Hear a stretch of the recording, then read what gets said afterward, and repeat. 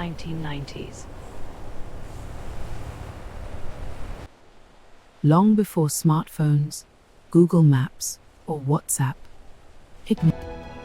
a young Nigerian woman in her 20s made a life-changing decision.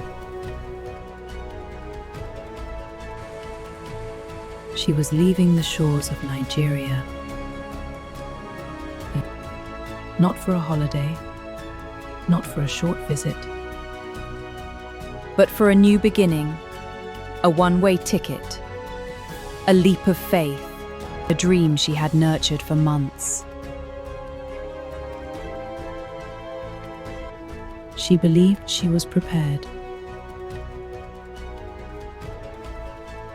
She believed family would be her safety net, but life had other plans.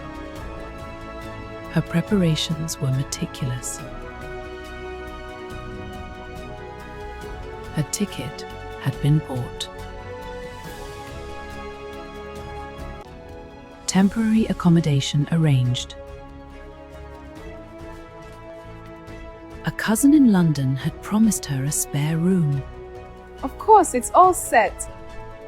I can't wait to see you. It's been too long. Safe travels, my dear. Stay as long as you need, until you find your feet.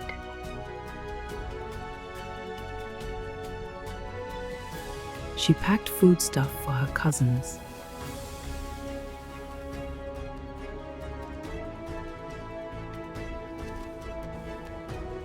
A taste of Nigeria to share. Her cousin had her flight details. She assured her she would be at Heathrow waiting. Everything seemed set.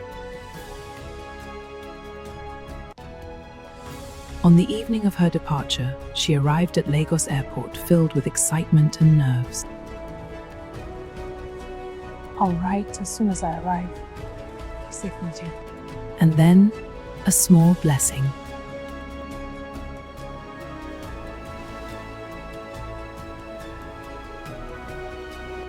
She bumped into her mother's friend, a seasoned businesswoman and frequent traveler. A familiar face, a comforting presence. They boarded the plane together.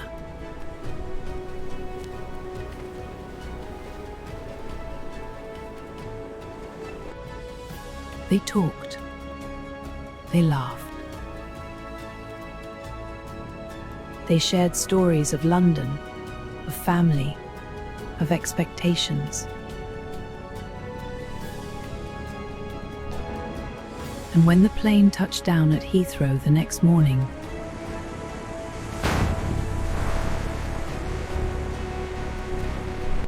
she felt ready.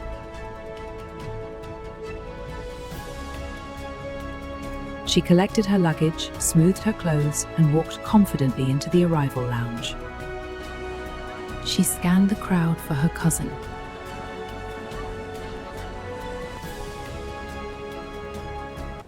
Nothing.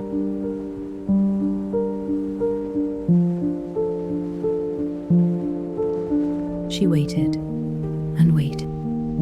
At first, she thought she was running late. Then she thought maybe she was stuck in traffic. Then she thought maybe she was just around the corner. But as the minutes turned into hours, and the crowd thinned until almost everyone had left, a cold realization settled in her chest. She wasn't coming. This was the 90s. No mobile phones, no instant messaging.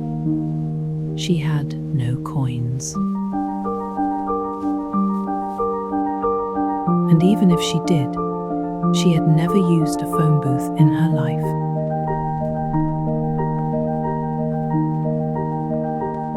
She sat alone, overwhelmed, unsure of her next move. Then, a voice.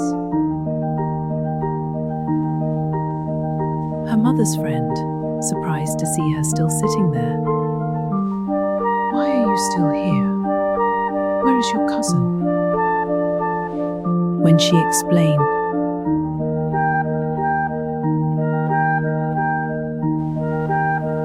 "Come with me. You'll stay with my son tonight. We'll sort this out." And just like that, a stranger turned guardian stepped in where family had failed. They arrived at the son's home.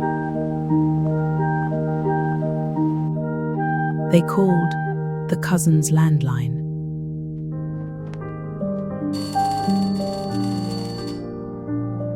No answer. They left a message. No call back.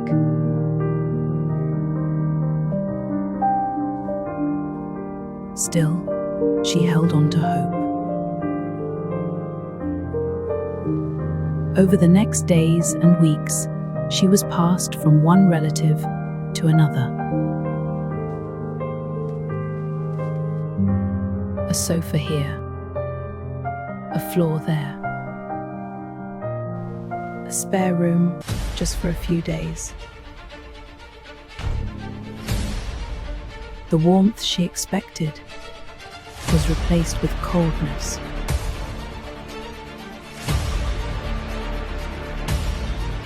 The hospitality she imagined turned into resentment. The promises made to her dissolved into excuses. And then, the lowest point. One evening, she returned to the cousin's flat to find her belongings thrown out. Her bags scattered. Her clothes on the floor. Her documents, including her passport, left carelessly, vulnerable to theft. Thankfully, nothing was stolen. But the message was clear. She was no longer welcome.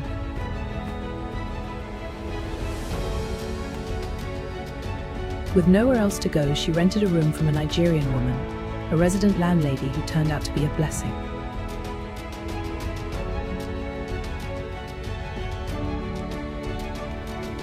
This woman showed her kindness,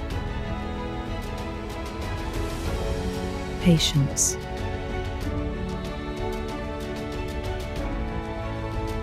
guidance.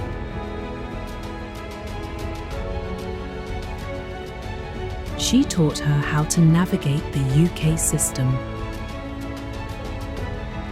how to settle,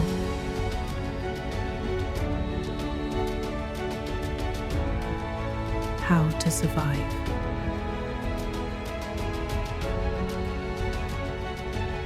For the first time since arriving, she felt safe.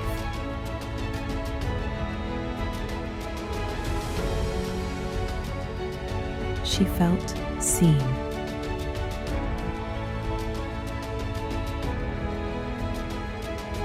She felt human again. When she was ready to live independently, she applied to the council for her own accommodation. She followed the process step by step, determined to build a stable life. And then, the breakthrough. She was offered her own council flat. Her own space. Her own sanctuary. Her own beginning. She furnished it slowly, piece by piece, with pride and gratitude. Every chair, every curtain, every plate was a symbol of resilience.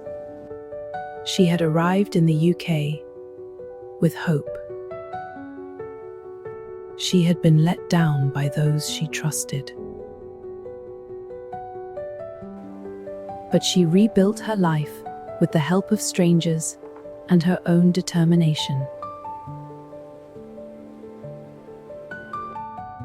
Her story is not unique. Across the diaspora, countless migrants have faced similar disappointments. Promises made lightly, commitments given without thought, hospitality offered without capacity, and the consequences can be devastating. The moral of her journey is simple, but powerful. If you know you cannot accommodate someone, do not commit to it. It is not generosity to host someone grudgingly. It is not love to make someone feel unwanted in a foreign land. Because in the end, neither you nor the person you hosted will remember the experience fondly. If this story moved you, share it. Someone out there needs to hear it.